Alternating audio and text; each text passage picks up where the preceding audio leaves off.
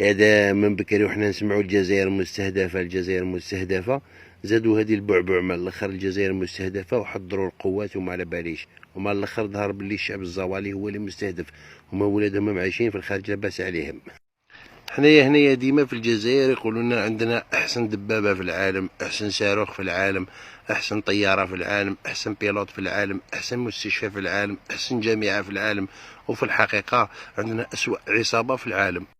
من 62، وهما يقولوا لنا رانا ضد فرنسا وراهي مؤامرة وما على باليش، ومع الاخر الشعب قعد ديما فقير، وهما لاباس عليهم ولادهم عايشين في فرنسا، البغل يبقى بغل حتى لو كان تخطط له كي النمر.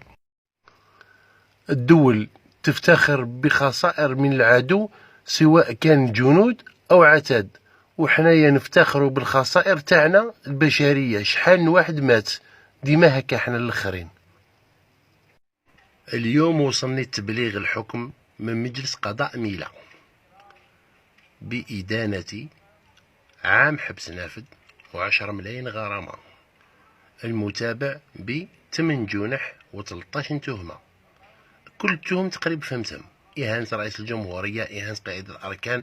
إهانة الوالي، إهانة وزارة الشؤون الدينية، إهانة الشرطة، المهم بالك قريب 8 وزارات فيهم إهانة. أنا الشي اللي ما فهمتوش تهم الزوج هادو خيانة الوطن، أنا لو كان نحب نخون روحي ما نقدرش،